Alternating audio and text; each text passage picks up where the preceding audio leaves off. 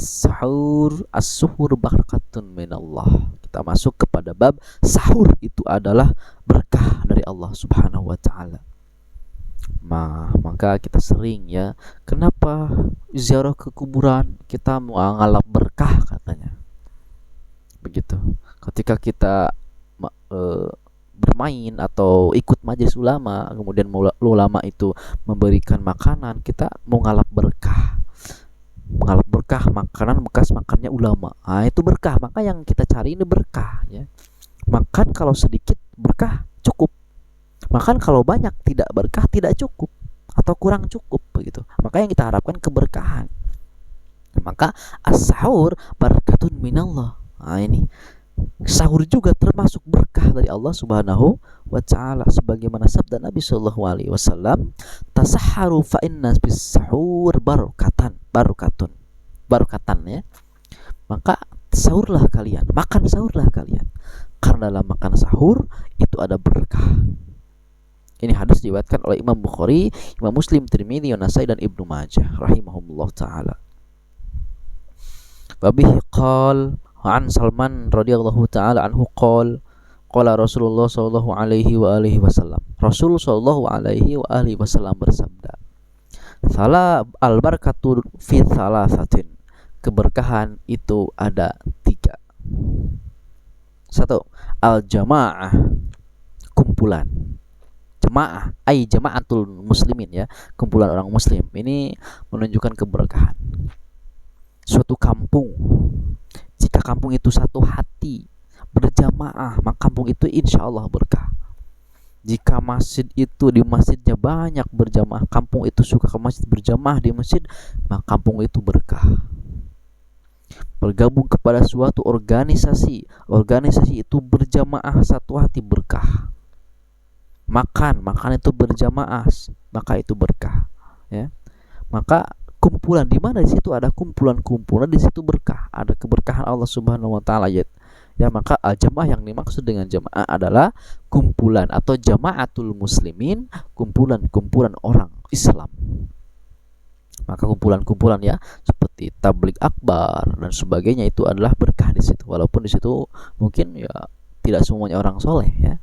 Keberkahan bukan karena ada orang solehnya, tapi karena berkumpulnya di situ ada orang-orang Islam.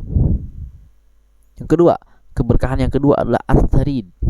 Sarid itu adalah ini roti yang dikasih kuah daging ya.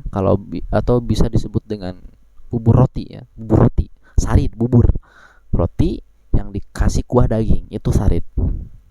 Yang ketiga adalah sahur ya. Makan sahur. Ini adalah hadis sahih ya. Hadis Sahihul Jami dengan nomor 2879. Ya, jadi keberkahan kata Rasul ada 3. Pertama adalah jamaah, kedua adalah bubur roti, yang ketiga adalah makan sahur. Wa Nabi Hurairah radhiyallahu taala anhu qala Rasulullah sallallahu alaihi wa alihi wasallam, innallaha ja'ala al-barakata fis suhur al-kail. Sesungguhnya Allah Subhanahu wa taala menjadikan keberkahan, satu di makan sahur, yang kedua di al-kail yaitu timbangan ya. Ini Sahihul Jami' As-Shaghir dalam kitab Jami' Shaghir, nomor hadis 1731. Wa bihi qala an Nabi Sa'id al-Khudri radhiyallahu taala anhu qala Rasulullah sallallahu alaihi wa alihi wasallam, as-sahur atau as-suhur kulluhu barakatun. Sahur itu semuanya berkah. Fala tad'u, maka jangan sampai kalian pernah tinggalkan makan sahur. Walau an yajra'a ahadukum jur'ata ma'in, walaupun salah seorang di antara kalian hanya meneguk satu tegukan air saja. Fa innallaha wa malaikatahu yusholluna 'alal mutasahhirin. Sesungguhnya Allah Subhanahu wa taala dan para malaikat akan memberikan doa. Allah akan memberikan rahmat, malaikat akan mendoakan rahmat dan ampunan kepada orang-orang yang suka makan sahur. Jadi ketika kita makan sahur, bukan kita bertujuan untuk makan nasi biar kenyang gitu ya. Makan nasi banyak gitu, dicampur dengan telur, mie milor dan sebagainya. Nah, maka ini kita bertujuan bukan cuma kenyang, tapi mengharap berkah. Sahur, kalau makan banyak tidak berkah, di siang hari lemas, gak kuat ya, gak kuat ibadah, lemas ibadah, malas ibadah. Tapi kalau sahur sedikit atau banyak itu berkah, maka itu akan memperkuat kita ketika ibadah nanti di siang hari, begitu. Karena tujuan puasa adalah at-taklil, mempersedikit makan, mempersedikit ketika sahur, mempersedikit ketika berbuka. Sehingga namanya puasa itu ya bulan lemas gitu. Jadi jangan sampai kita di siang hari itu puasa, kemudian ketika buka itu makannya banyak.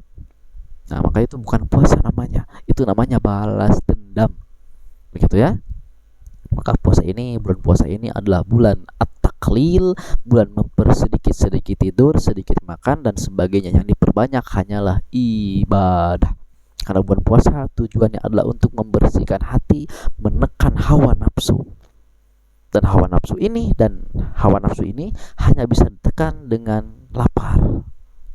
Ya, gairah syahwat kesetanan itu semua akan hanya bisa ditekan dengan lapar. Dan lapar ini bisa dilakukan dengan hanya taklil, mempersedikit makan, begitu. Maka sungguh aneh, sungguh heran kepada orang-orang yang berpuasa tapi nanti pas buka puasa dia makannya banyak, gitu ya. Itu namanya balas dendam. Maka tidak ada efek sama sekali bagi orang itu. Tapi itu ya apa-apa, itu puasa awam ya, puasa awam.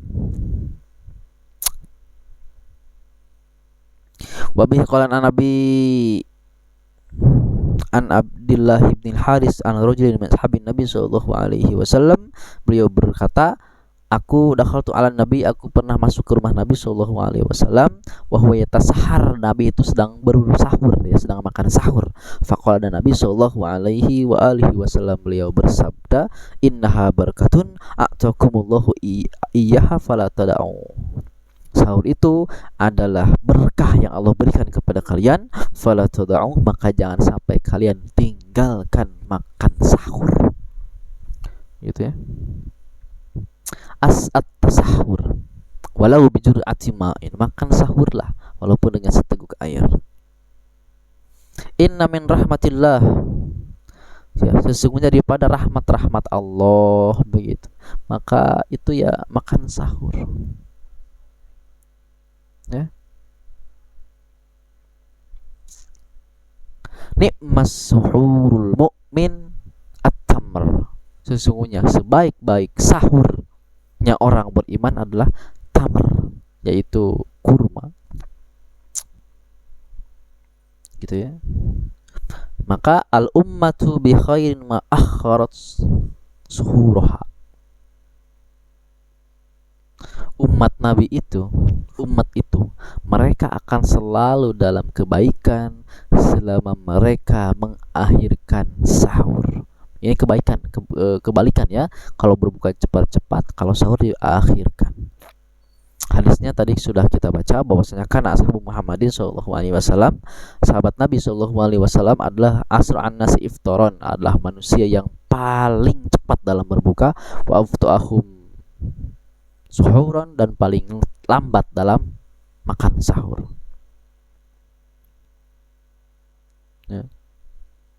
Kemudian berapa jarak antara makan sahur dan azan subuh? Wa Anas an Zaid bin Sabit radhiyallahu anhu maqal tasaharna, maka berdua curhat, yaitu Anas dan Zaid bin Sabit curhat. Tasarna, kita pernah sahur bersama Nabi sallallahu alaihi wasallam, summa qama ila shalah, kemudian berdiri untuk melaksanakan sholat. Maka ditanya, kam kana bainal adzan was suhur, berapa jarak antara azan dan makan sahur? Maka kata beliau, Anas radhiyallahu anhu menjawab, qadra khamsina ayatin, sekadar 50 ayat. Ini hadis riwayat Imam Bukhari, Imam Muslim, dan Imam Ibnu Huzaimah. Baca 50 ayat itu sekitar, kalau baca Al-Muluk itu sekitar 30 ayat ya 5 sampai 10 menit. Kalau Al-Muluk 2 kali 50 ayat ya sekitar ya 15 menit lah, 10 sampai 15 menit ya. 10 sampai 15 menit.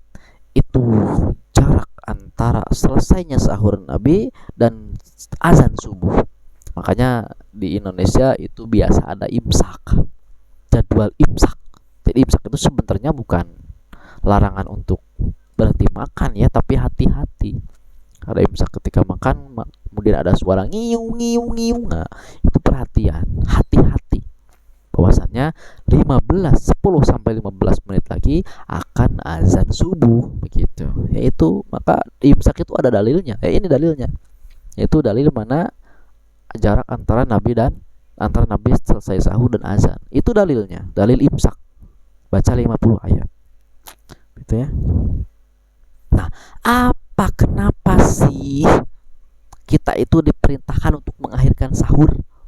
Apa alasannya? Gitu ya.